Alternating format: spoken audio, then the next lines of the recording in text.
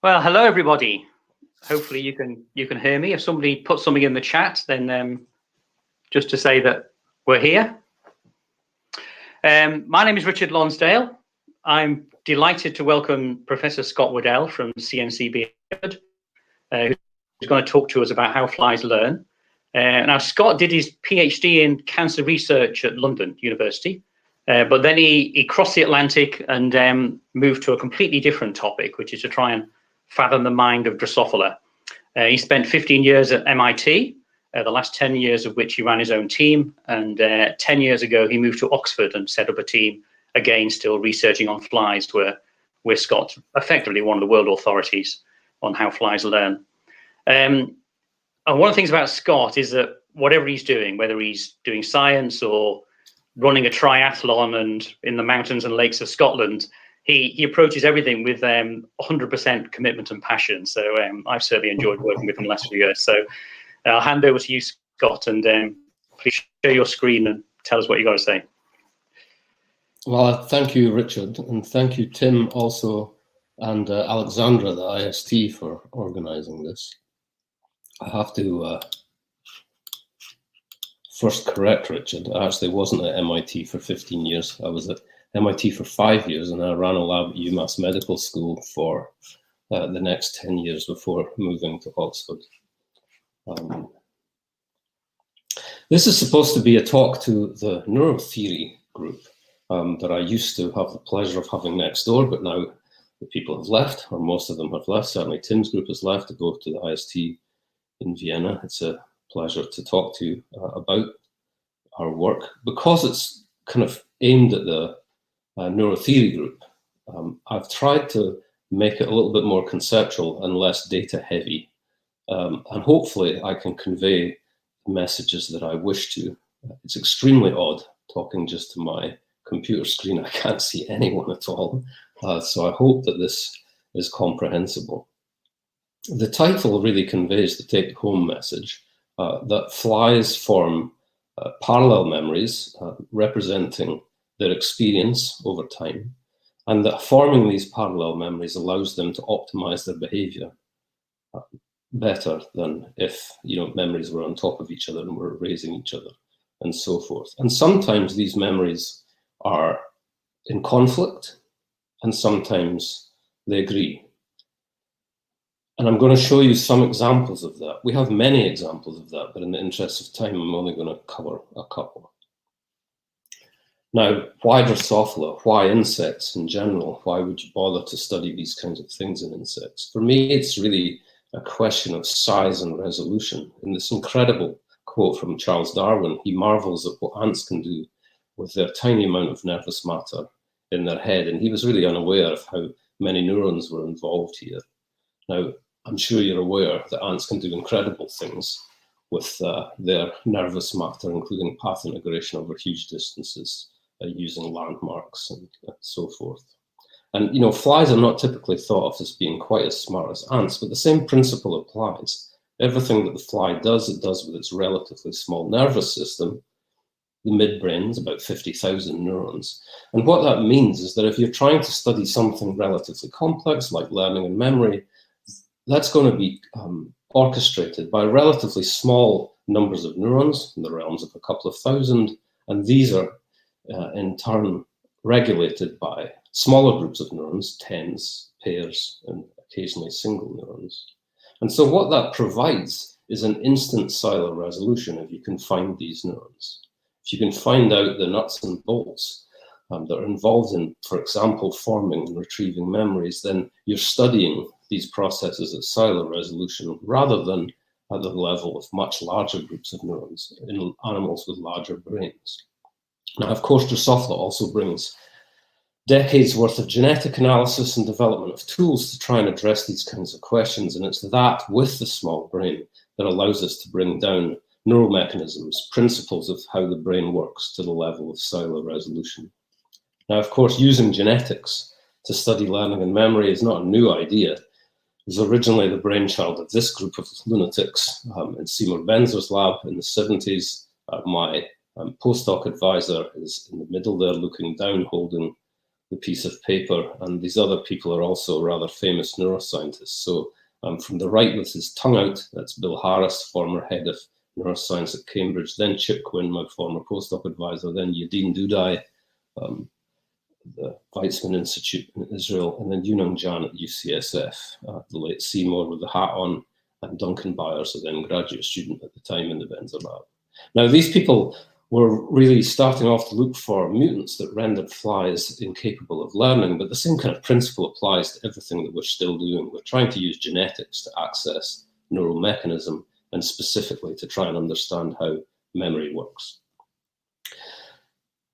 None of these people work with me. Instead, I'm going to be telling you about the work that's primarily orchestrated by this group of gentlemen.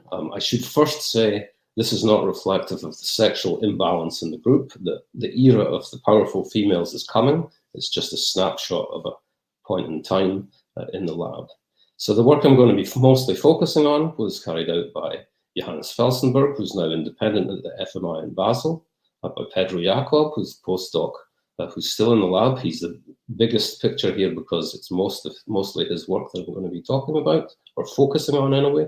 And then Niels Otto, who's also postdoc in the lab, who's led our connectomics-driven angle in the lab with many others. And I'll be trying to refer to these others as I go along, but these are the main players today. So flies can be taught to associate odors with good and bad things. In this example, flies that are hungry are given one odor paired with nothing for a couple of minutes, then followed by a second odor paired with sugar reward. And this was an assay first developed by Chip Quinn's lab in the early 80s. And after this training, they're given a straightforward choice between two odors, A and B. Which one do you prefer? And of course, you've taught them to predict that one of them signals the possible occurrence of food. So when hungry, they preferentially go towards the sugar that they predict to find sugar reward with. In the test, sugar's not present, so it's really a measure of their prediction of where they'll find food.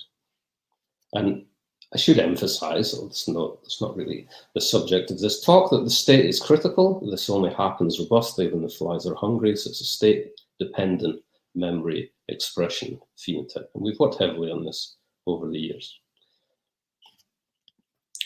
The device that this occurs in is shown here, plexiglass jungle, a T-maze. On the top, you can see a tube that's white. It's containing a piece of filter paper with dried sugar on board, and there's 100 or so flies in the top tube, and it's attached to the house vacuum, so you can suck odors in, depending on the odor that you attach to the end there. And then after training, or a day after training, you load them back in and you put them into the central part of the machine, which is an elevator, where they're transported to a binary choice point where they receive the choice between the two odors experienced in conditioning. And depending on their training, they distribute according to whether they're trying to find sugar or they're trying to avoid punishment. And we just calculate a numerical index of performance that gives us an idea of the strength of the memory that we're measuring. And there's a number of controls involved for odor acuity and so forth that we, of course, have to contend with, and I won't be talking about that at all. So suffice to say that we calculate numerical index of performance, and that's mostly what you're going to be seeing in the behavioral data that I show. So many years ago, one of my early grad students, Michael Crashes, showed that if you train flies for 2 minutes with odor and sugar, you form memory that persists for several days. Here's shown persisting for a day and a half. And the only reason it stops here is that the flies have been starved before training, kept starved for an extended period afterwards, and by that point, most of them are dead. And so you have to feed them after training to extend the period of memory that you can observe. But suffice to say, and we've studied this a lot, that memory formed with sugar is robust and long-lasting. Now, in relevance to today's talk, one of the very interesting early observations we made was that actually if you train the flies not just with sugar, but you put a bitter taste, the insect repellent DEET, in with the sugar, this is work that was led by Gaurav Das, then actually the flies start off by displaying an aversive memory, this downward trace, and then over time it becomes approach. So then you can see the graph, hopefully you can see transitions from below the line to above the line as it goes from aversion to approach. And that suggested to us that actually the flies might be forming two memories that had different temporal dynamics.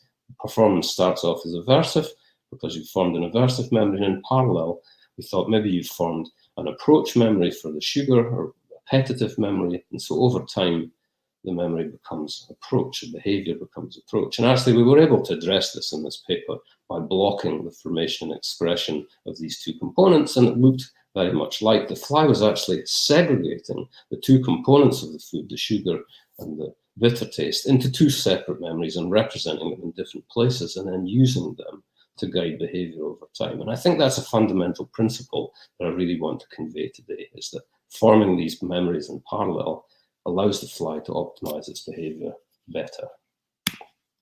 So of course, this is as a neural circuit element, in vogue kind of part of the field nowadays, but I want to emphasize too that actually it's not really that new. You know, people have considered neuroanatomy for a very long time in the field, and this review, picture is taken from a review from Martin Heisenberg in 2003. So just to use this to illustrate the circuits that I'm talking about. So I've mentioned a sugar reward assay with olfactory reinforcement. So flies taste sugar using gustatory receptor neurons on the proboscis, which are below the level of this picture, and they send their axons into the yellow blob in the bottom of the brain, the subesophageal ganglion. And then from there are neurons that relay this information to the blue blob, which is the mushroom body. They smell using olfactory receptor neurons in the fuzzy third antennal segment shown here, and in the mammary palps out of the picture, and these send their axons into the red blobs, the antennal lobes. And from there, olfactory projection neurons, not shown here, relay the information to the mushroom body. So both forms of information arrive in the mushroom body. The mushroom body, of course, is not a blue blob. It's 1,200 or so largely parallel neurons on either side of the brain. And the key thing about the mushroom body is that this parallel arrangement allows them to represent many different stimuli. So here, actually shown in this beautiful kind of ball of wool form, is an EM reconstruction from Davy Box dataset, Genelia, that I'm going to talk about later, where you can see all of the individual mushroom body intrinsic neurons or Kenyan cells represented.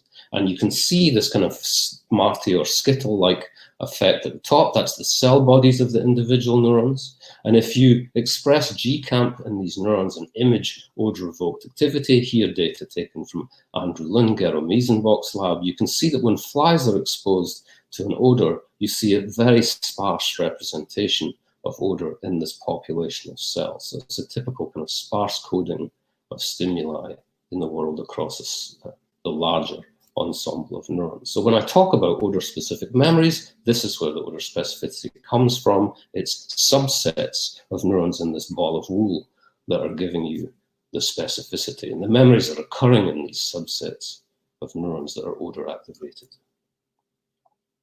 Now, these 1,000 or so mushroom body Kenyan cells output onto a relatively small number of mushroom body output neurons, shown here in this beautiful reconstruction of a large group of them from a paper from Yoshiasu and Jerry Rubin's lab at Genelia some years ago. And here deconstructed each one of these neurons. And you can see the blobs, hopefully, moving around the L shape of the mushroom body. And these blobs are the dendrites of these individual mushroom body output neurons. And together, when they're put in one projection, you can see that they cover the entire structure of the L shapes of the mushroom body. So an individual odor-activated Kenyan cell can pretty much output onto this collection of output neurons. Now, amazingly, this collection of output neurons is beautifully overlaid by a similar population of dopaminergic neurons, here shown in similar colors, so that this is obvious. And when I deconstruct this one, again, this is from Yoshiasu and Jerry Rubin's lab some years ago, you can see the blobs moving around the mushroom body like you did before, but whereas in the previous movie it was the dendritic field of the mushroom body output neurons, here it's the presynaptic fields of the dopaminergic neurons. And you can hopefully see that some of these are single neurons and some of these are groups of neurons going to these different zones. These zones are called, and I will refer to them as compartments of the mushroom body.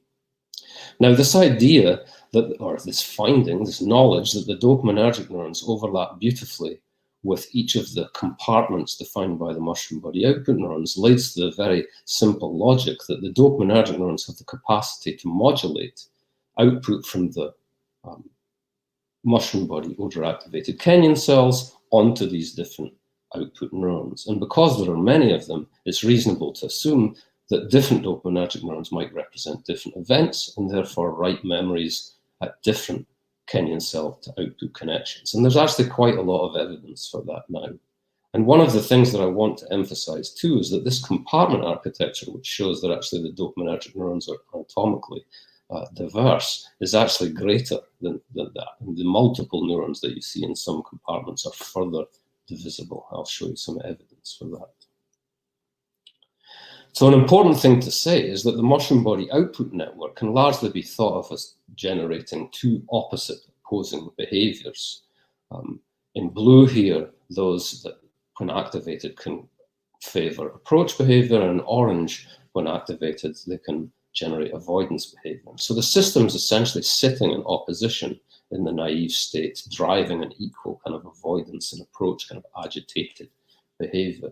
And when the dopaminergic neurons driven by learning modulate the pathway, they reconfigure it so they switch off particular outputs in certain areas and skew the network towards either driving approach or avoidance. And actually, the interesting thing is that the learning rule appears to be mostly synaptic depression. So an approach memory is generated by reducing odor-activated Kenyan cell drive to avoidance generating mushroom body output neurons.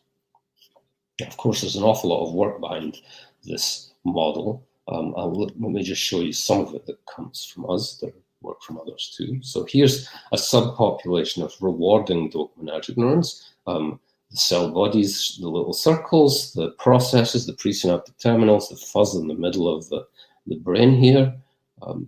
And this is expressing GFP, but of course we can express GCAMP, the fluorescent calcium sensor. This is an experiment done by Christian Ivanovsky in the lab. And here the fly is feeding on sugary water, and you can see this incredible signal within the dopaminergic population. This is the symmetrical part in the middle of the brain that you see in this image here. I'll see it once more.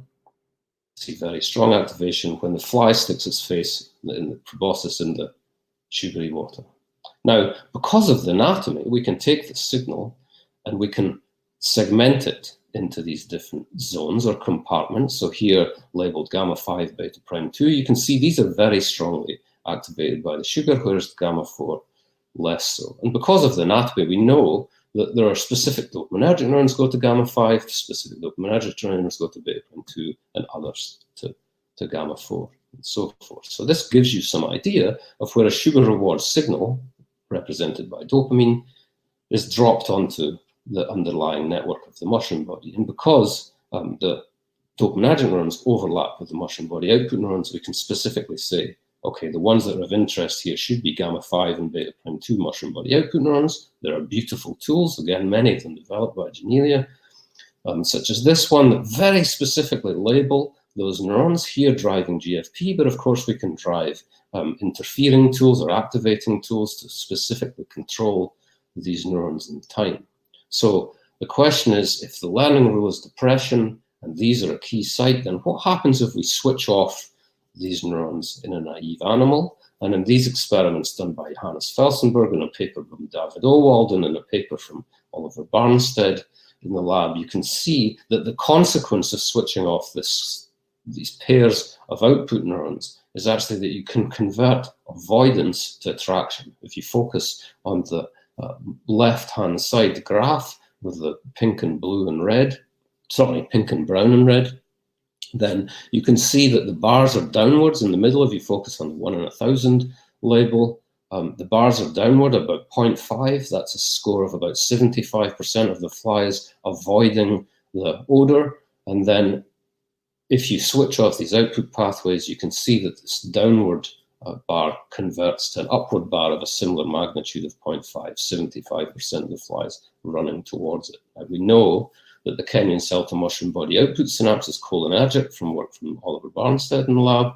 And if we do a similar disruption of their activity, but this time by driving an RNA interference construct against various nicotinic acetylcholine receptor subunits. You can also see on the right-hand side that downwards aversion becomes positive attraction.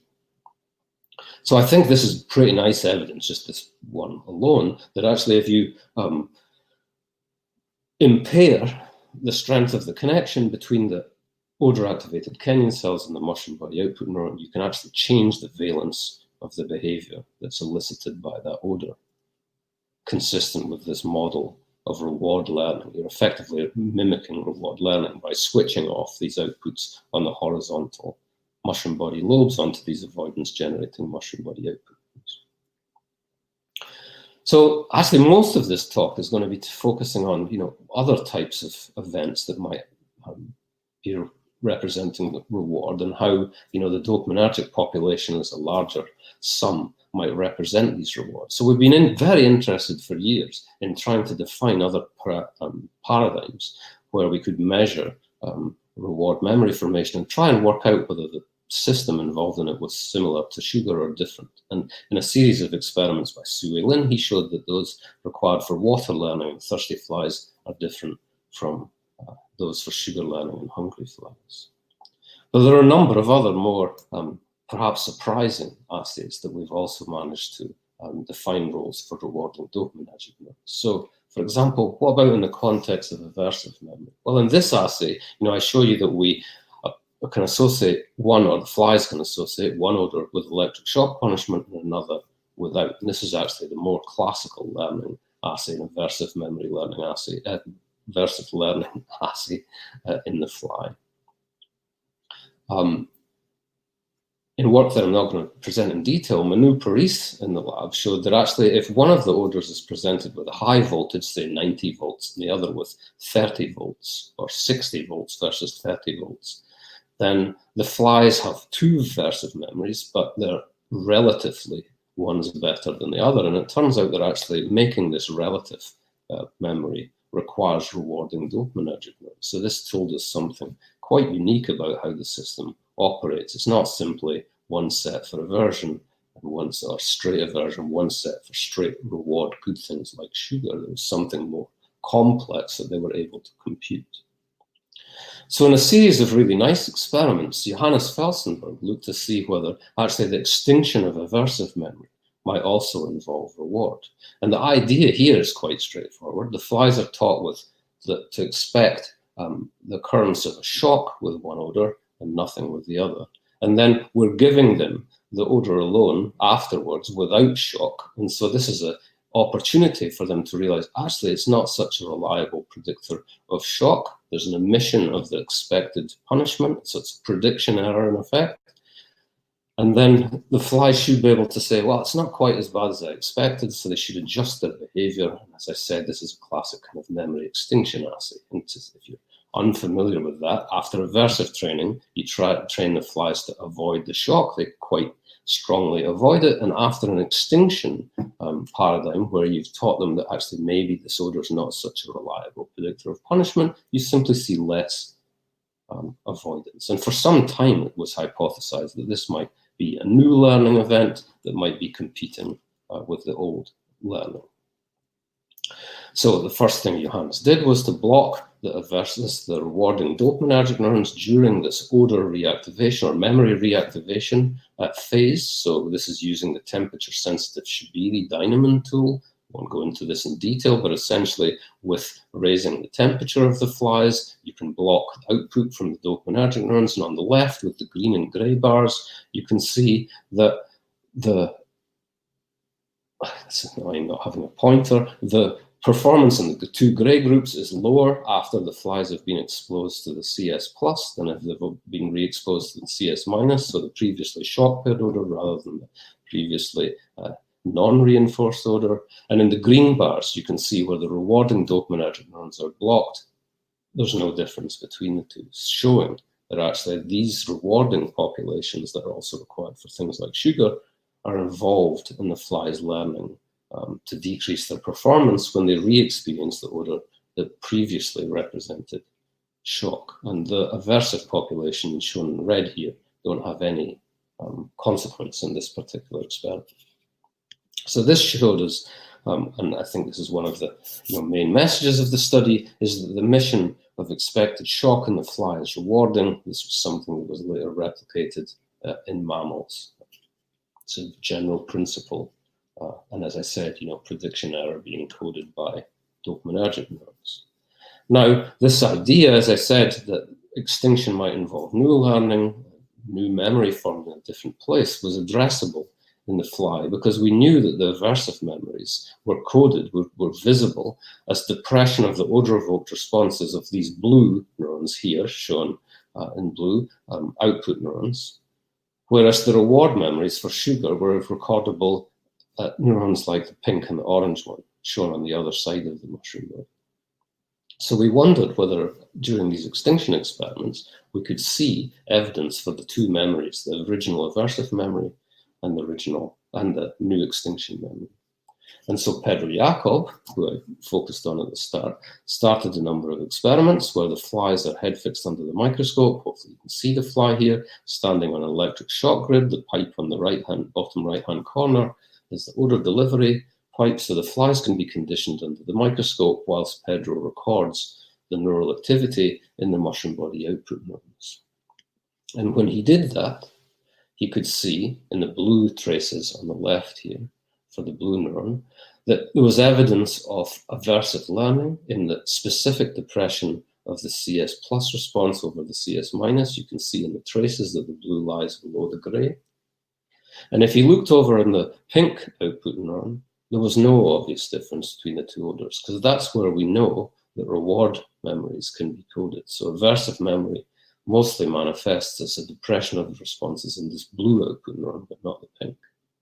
However, if he followed the aversive training with extinction protocols, and then he looked in these two places, he could still see evidence for odor-specific depression in the blue neuron. The original aversive memory was evident, but now there was also the formation of a parallel memory for extinction as a depression of the responses to the previously shock-paired odor. So I think for the first time, really convincing evidence that actually extinction was new learning recordable in a different place, and that the previous learning actually, not necessarily saying it stayed the same, but it was still evident in that output neuron.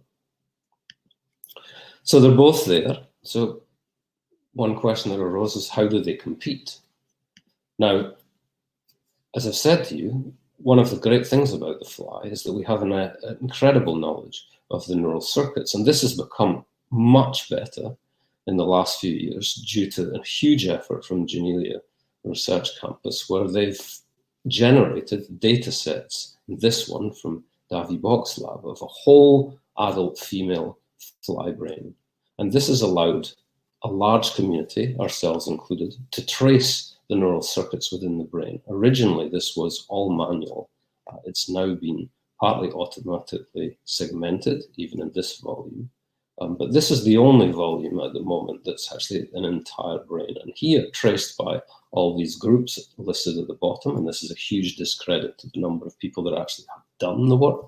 These are only the PIs. There's a couple of them have actually done some tracing, but I can't say anything I've done is very significant in this over 10 meters of tracing in the brain. But hopefully you can see amazing effort, and it gives you cellular resolution of a huge part of the fly brain. Now, when I say we, this is the group of people that have been doing the tracing for me in this volume, or with me in this volume. And as I said, this was led by Niels in my group, Niels Otto, on the right-hand side here, and he was supervising Marcus Pleiker, Amelia Edmondson State, Conrad Heinze early in the days, with the help of Philip Schlegel, who's a postdoc in Greg Jeffress's lab at Cambridge. And actually our entire group is kind of split between Greg's Cambridge Connectomics group and our group in Oxford. And then later in the game, Ildiko Stark and Georgia Dempsey joined us, and I'm going to be talking very briefly about some of the work that they've done, but it's mostly in this other volume of the brain called the hemibrain, which you might have heard of, and I'll visit very briefly. So it's very much the royal we when I say we trace. Now, this group of people traced the neurons that I showed you in the previous slide, the blue neuron where the aversive memories can be registered by Pedro, and the pink neuron and the orange neurons, where the pink ones specifically, where the extinction memory can be recorded by Pedro. And we know that actually the blue neuron is a feed-forward inhibitory GABAergic neuron, and we know from the neuroanatomy and from the EM reconstruction that actually these two neurons are physically connected. And actually the interesting thing is that the connections shown here in blue are within the dendritic tuft of the output neuron, of the pink output neuron, and they're very strategically placed. And this is shown really startlingly in this fantastic reconstruction or deconstruction by Marcus Bleicher that was in Johannes's paper. So if you spread out the ball of wool in the dendrite, you can see that actually these inhibitory feed-forward synapses are strategically placed at the base of the dendrite in such a way that they can shunt the activity that comes into the entire dendrite. And Pedro showed very nicely with physiology that this has a consequence on the integration of the two memories.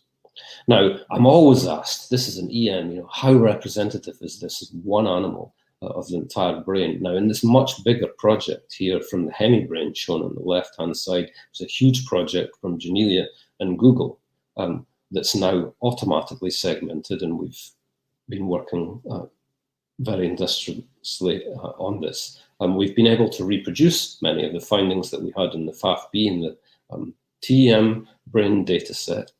And so if you look, for example, at this connection from the feed-forward inhibitory GABAergic neuron in blue here onto the pink output neuron, you can see in this fantastic movie that the synapses are actually in a very similar place, and there they are, and they're all lined up like they were in the other volume. So N of 2, there you go, take that.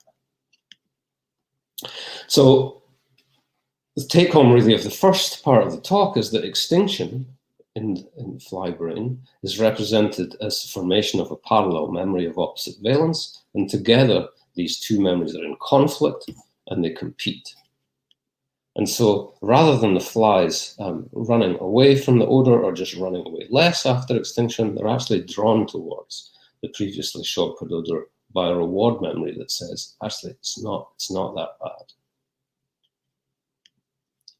So another kind of conclusion of that is that our data suggests that flies keep track of consecutive experience and adjust their learned expectations in doing that.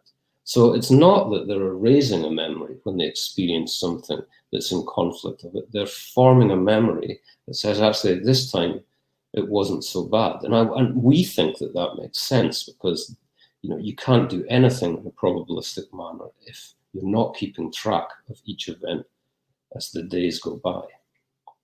Now, we've been looking at this in a lot more detail. And when I say we, this is exclusively Pedro's experiments that I'm going to tell you about. Now, there's a historical paradigm, aversive paradigm in the field called space training, where flies are given these paradigms that I've shown you already with one odor and shock followed by another odor without reinforcement. And this is done 5 to 10 times with 15-minute ITI in a trial interval, and that's, as the word on the street is, forms aversive long-term memory. So we've been using this, Pedro's been using this paradigm to try and address whether space training, multiple experience, actually allows the flies to learn something else. And if so, what is it and how do they do it? Now, from the previous work, you might expect, well, maybe they learn actually over trials that the non-shocked odor is actually good, because every time they're given it following the orange odor, it's not shocked.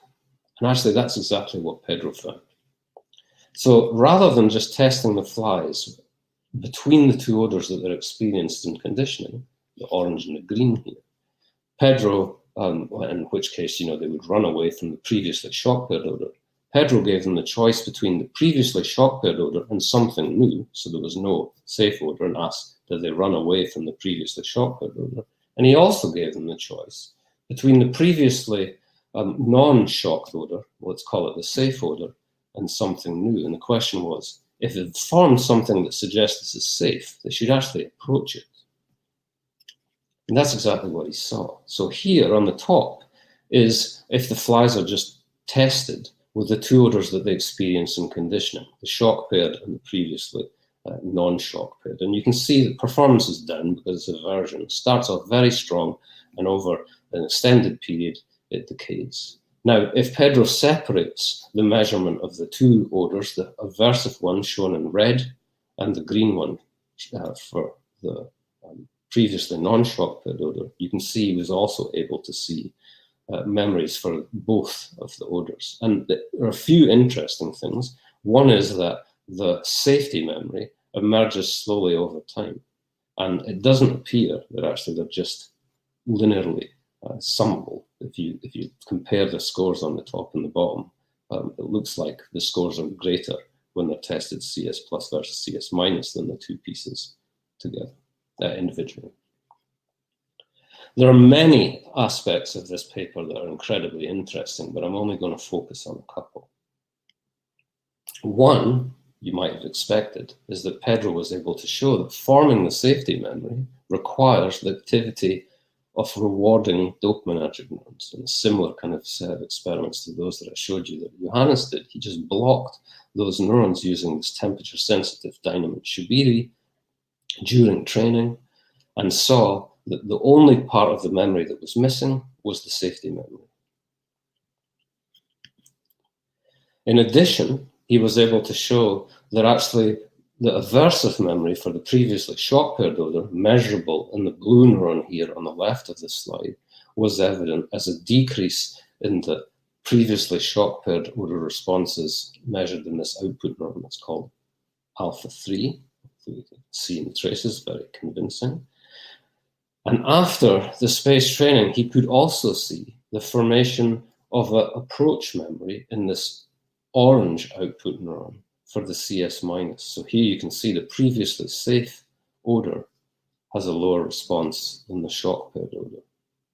So evidence that actually, again, the flies have formed parallel memories, but whereas in the extinction case, these were conflicting, here they're actually complementary. One's in a run away from the shock paired odor memory, and the others are run towards the safe memory. So as I said, rather than just having the let's run away from this, they have the additional assurance that actually they're running into something that's safe. And that gives you this greater performance over time. And I think I neglected to say in the previous slide that the really interesting thing is it's the safety memory that's the long-lasting, long-term protein synthesis dependent memory, and not the shock one. So they really value learning that something is safe.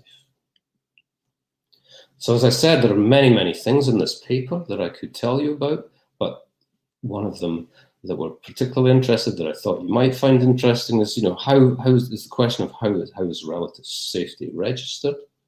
Well, Pedro showed that actually this particular class of dopaminergic neurons that innervate the beta prime 2 zone are required for it. And the really interesting thing is that over consecutive trials, the flies see more and more activation of this beta prime 2 set of dopaminergic neurons. So if you look at the middle graph here, you can see by the 6th trial, the response to the two odors is greatly separated, and early on it wasn't. So over the course of consecutive trials, the flies gradually recognize that something's safe, that the second odor is safe, and they reinforce that as a reward memory. And there are a number of different things that Pedro showed were really critical for this. It's not just the number of trials, it's also the spacing, and it's also the order of how they're trained. The CS plus, the shock paired odor, has to come before the non-shock paired odor. If you think about it, that makes sense. You have to say, this is bad, this is not so bad in each trial. If Pedro reversed them the other way around, so that the safe one came first, and the shock ones came second, and there's a 15-minute interval before they see the odors again, then they're unable to learn that this is a safe odor and form the long-term memory. So lots of interesting things happening in the fly brain. The other thing that I'm not going to show you the data for is that we think that this development of odor-activated activity in this set of dopaminergic neurons comes from another part on the network that measures the activity and the number of trials that between the shock paired and the safe odor, and eventually it releases GABAergic feed-forward inhibition to this set of dopaminergic neurons, which allows them to be activated by the safe odor. You can look it up in the paper if you're interested.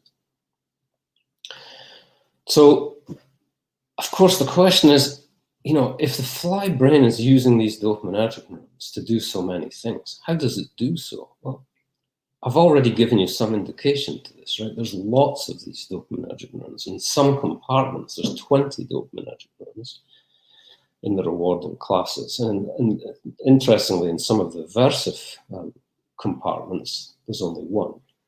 We think that actually learning the quality of aversion might be completely different to learning the quality of reward. And I've shown you some evidence for this, that reward can come in many different forms, from sugar to water, actually sweet taste and nutrient value of sugar, relative shock intensity, absence of expected shock, and here safety. So how is this represented? Well, as I said, we think this is because there are lots of different neurons. And if it's lots of different neurons, there are many expectations of what you would find when you look at the neural circuitry in the brain. One is that these dopaminergic neurons should respond, they should receive input from different things, different places. So in some work using the FAF-B volume from Genelia, the full adult female brain, Niels Otto and colleagues traced subsets of dopaminergic neurons, here shown in red and green and blue, and very dark blue, that innervate the mushroom body. The red ones being aversively reinforcing dopaminergic neurons, the green ones mostly rewarding. And we simply asked, do these receive different inputs? They should, right? One's representing aversive things, the others representing rewarding things. They are mostly separable in terms of their inputs. And we traced, and I say we again, 800 or so input neurons shown here as this ball of wool. And by clustering, we can see that they come from different places that are kind of interesting. The blue ones representing, I think, a number of pathways representing gustatory reinforcement, and Niels, with the help of Ishan Kapoor and Isabel Morgan, showed that this is involved in representing bitter taste reinforcement and sweet taste reinforcement. Niels was also able to take the dopaminergic neurons in the compartment, this is gamma 5, the one shown in green here, and actually using clustering methods, break these 20 or so neurons down into different morphological classes. And hopefully you can see some fairly obvious differences here. For example, the green ones have a crossing across the commissure in the upper zone. The other neurons are shown in gray for some orientation purposes, whereas the blue ones and the yellow ones are crossing in the lower commissure. So, that could just be an eccentricity of this brain. It's not. But we wondered whether this had some sort of functional consequence. And Niels was actually able to show that one set is required to reinforce sugar reward memory and the other for extinction of aversive memory. So it looks as if there's subdivision within compartment and the neurons are actually receiving information from a different place. The dendritic field, the woolly bit at the top, is in a different place. And even their axonal presynaptic terminals seem to occupy different parts of the gray lower blob. This is most obvious if, for example, look at the red neuron, where the innervation within the gray lower blob is on the top of the dendrite, what would be the dendrite of the output neuron, whereas on the yellow one is everywhere except the top. Right? So this suggests that they're receiving different input and they're outputting onto different parts within the lobe too. And as I said, Niels showed that that was functionally relevant. Now, we've traced a lot of these inputs and we're trying to work out, what they're providing. And as I said, the expectation is that they're providing different pieces of information related to different subsets of dopaminergic neurons. And of course, the great caveat of this particular study is that we're sampling, because in those days we were exclusively manually tracing inputs to the different neurons. And so you can't say, that this is absolutely the case, because it could be, I think the chance is small, that we've just missed all the neurons that are connected to all of the dopaminergic neurons at once. And that's, of course, where this other hemibrain data set comes into play. Here, I've listed all the authors on our recent paper that's accepted in eLife. I'm listing them all as a huge group. It's of course entirely reliant on the FlyEM project from Janelia. You can see the people that I mentioned already listed here: Niels and Georgia and Ildi, Greg, Philip, and so forth, Marcus, as authors. On the top, I'm showing you the gamma-5 neurons that I've just emphasized. A group in blue that have a crossing in the upper commissure, and a group, hence the name PAMO1 UC, upper commissure, and on the right here in green, those in the lower commissure, LC. So it's not just the eccentricity of the N of 1, it's N of 2 again. Kind of nice. And there are many different things that we saw in the other brain that we see here that I think are really important to emphasize. One is that actually, if we look across the entire population of dopaminergic neurons, and when I say we here, I should emphasize I'm talking about Jack Lindsay here in Ashok Lipman Kumar and Larry Abbott's group. And he compares the input structure to all of the dopaminergic neurons and plots them based on their input similarity. You can see that even within a compartment, there's clear differences in the inputs to subsets of neurons, and between compartments, they're also very different, although sometimes there are interesting combinations of dopaminergic neurons in the different compartments that receive shared inputs, implying that they often function together in a coordinated manner. So you might be thinking, geez, this is kind of complicated. So let's focus on the bottom right-hand corner. The bottom right-hand box is the gamma-5 dopaminergic neurons that I showed you that Niels was able to show morphologically are different, and by tracing, the group was able to show that we think that they're receiving different inputs. And when we look at all of the inputs mapped in this hemibrain data set, you can see that it's kind of broken down into this very box-like structure, even within the larger box of gamma-5, showing that there's clear substructure in terms of input specificity within that population. Sometimes this is very clear. If you look at the beta prime 2p, I don't know how I can point that out, but basically if you go up the diagonal, you get to the points where there are clearly two very clear boxes within the larger box, showing there are two very clear subdivided groups. And this is a general feature of the dopaminergic neuron populations that innervate compartments. So within a compartment, subdivision is the rule rather than the exception. So this is an example, I think, a very explicit demonstration that actually the dopaminergic population is highly heterogeneous. It's doing, functionally, we're able to see many different things, and this is supported by the neuroanatomy. And I guess for you modelers, you know, this is truly a demonstration of vectorized input to these different places. That's what I thought I'd leave you with. Just want to acknowledge the people again. I've touched on a lot of work, really touched on most of these studies because I wanted to convey, you know, the kind of greater picture. I started off talking about Mike Crash's work, who's long ago independent investigator at IDDK. I touched upon Gaurav Das's work, who's now independent in Pune.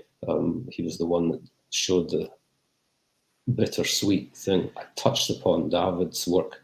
I actually did grave injustice to David's work, who's now independent. At Charité, David showed the appetitive learning dependent depression of motion body output, neuron activity, showed you Christian's imaging, Oliver's stuff, mentioned Sue in passing, Manu in passing. And I focused mostly, as I said, on Johannes Felsenberg's work, again, to say he's independent at FMI in Basel. Pedro Jacob, his work, and Niels Otto with Isabel Morgan, Ishan Kapoor. Those others on the left, I've not mentioned their work at all. Another day, perhaps, and it would be really remiss of me if I didn't mention that all of the EM is with Greg and his lab.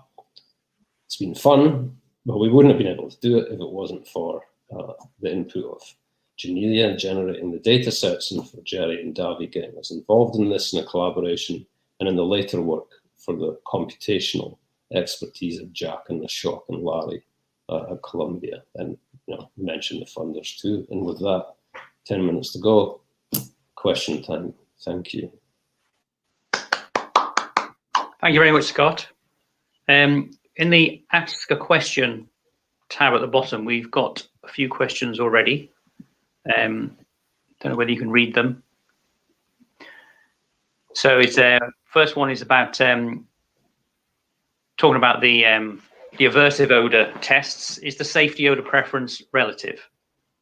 Are you able to read the questions, Scott? They're quite long. I can see some. So is the safety odor test relative? I'm not sure I understand what you mean by that. Relative safety. So I guess so I showed you data actually. Maybe I do know what that question means. I showed you that actually we were able to say that the safety memory was present because we measured it by comparing approach to the safe odor versus something that they hadn't seen before. So it's not critical that they're comparing it to the other one that they saw during training that was shock paired. However, if you do test them between that previously shock paired odor and the safe odor, you could see that the performance was greater. So there's an element of relativity that I think is evident there that maybe isn't evident when you test them, with the novel odor versus the safe. So I guess your answer is yes. Right. Okay. And then the next one was about the temporal vicinity of the odors. So, in your intro, you showed a slide in which two memories originated from the same stimulus, bitter and sugar. Was that memory transformed from a single stimulus, or was it made over repetitive exposure? That's a single pairing actually of the odor with sugar with DEET together. And that's actually that's a very good question. That's actually what I thought was particularly interesting about that, is that we know that you can form consecutive memories of opposite valence for the same odor. If you were to give them odor and shock and then odor and sugar, then they form an aversive memory on the first trial and a reward memory on the second. But in this particular experiment, and thank you for clarifying this, it was actually Martine Klappenbach in this particular experiment. Trained the flies with sugar mixed with DEET, the bitter taste, together, and you form these two memories simultaneously and in parallel. So I guess one expectation would be that they just form a less good memory. But it looks, and experiments I think where we disrupt the formation of one or the other, very clear that actually they simultaneously form the good and the bad memory. Okay, and then there's another short question. Does the memory formation kinetics depend on the nutritional status of the fly? So in terms of formation kinetics is something that we've not managed to look at much, but we know that the flies have to be hungry to consume the sugar, and the consumption of nutritious sugar is required for the formation of robust long-term memory. So yes, and the expression is entirely dependent on the status. Short-term memory can be formed quite robustly with sweet taste alone. So that seems to be somewhat nutrient state independent. Yeah. Okay. And then this is talking about the extinction of memories. So is there any difference in extinction generally between naive, virgin, and mated female flies? Have we done the experiments on that to compare those? Yeah, well, we haven't tested mating status actually in our experiments with extinction. I guess the assumption is that's Herman that's asking this question. I can see his question. Maybe his assumption is that some of them will be bigger risk takers than others or something. I'm not I'm not sure what the motivation is, but the bottom line is we just haven't tested mating status yet, and nor have we actually explicitly. I don't think, Johannes might tell me otherwise. Nor have we explicitly tested the difference between males and females. So normally the experiments are done on mixed groups all the time. Yes, usually, depending on genotype. Occasionally we'll have, flies that, because of genotype, are all 1-6, in order to make the required manipulations. But I'm not aware that any of these were. Mm-hmm. Okay. I see lots of names that I recognise. It's very, very good of you to be here. Oliver criticising my Scottish accent. I can't let him away with that. Oh, at least one person was admiring it. Said they missed it. Yeah, that was Oliver.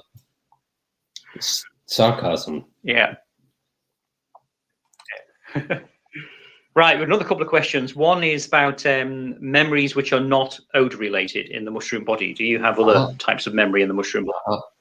Great question. This is something that was shown. So in the bee, we've known for a long time that there's a large population of Kenyan cells that are visually responsive, and this was questioned for a long time. In the fly, people wondered whether there would be any visual representation, and in a series of really nice experiments from Katrine Vogt, when she was a PhD student in Ron Tanimoto's lab, she showed that you could train flies with different colors, blue and green, and sugar reward or electric shock, and she showed that the mushroom body was involved, and actually a specific class of Kenyan cells was involved. And then when the hemibrain data set came along, of course, the entire network of the mushroom body was revealed, and this confirmed, not that there was any doubt, Katrine's findings, but also showed that there was an additional class of neurons that receive visual information as well. So yeah, very clearly there's a parallel stream of visual information in the mushroom body Kenyan cells, and as I said, that was Katrine's work that initiated that. Yeah, so flies are kinesthetic almost. Right, last question we'll deal with is your results show that the absence of punishment creates a safety memory in aversive assays. Would the absence of sugar in an appetitive assay similarly create a punishment memory and a aversive memory? Great question. Actually, Johannes did that experiment first. That's in his 2017 paper that I didn't mention at all, where he also showed dopaminergic neurons that are involved in the reconsolidation of appetitive memory. But actually, one of his first findings was that extinction of appetitive memory involves aversively reinforcing dopaminergic neurons, so the absence of sugar is considered to be bad. So you're right, and it's absolutely what we find. Yeah, so a nice symmetry. Okay, in the chat, if people look in the chat window, there's a Zoom link where hopefully Scott's going to appear once we finish in the next minute or so, and that'll give you a chance to ask your questions verbally. So you can actually have some human contact then, Scott. Yeah, Vogels is telling me, I'm quite sure it's him that he's telling me I'm a 50-year-old technophobe, but I'm actually 51, Tim, so back off. Oh, we got it all working and started on time, Scott. So yeah, that's quite fun, actually. So yeah. I'm supposed to go to the Zoom link. Is that the? Yeah, I think we'll wrap up now, and anyone who's there who wants to talk to you can go to the Zoom link. Okay, thank you for the audience. Greatly appreciated. Thanks for checking. Okay, bye. See you again soon. Right, see you soon. Now and open Zoom. See you. Thank you, Rich.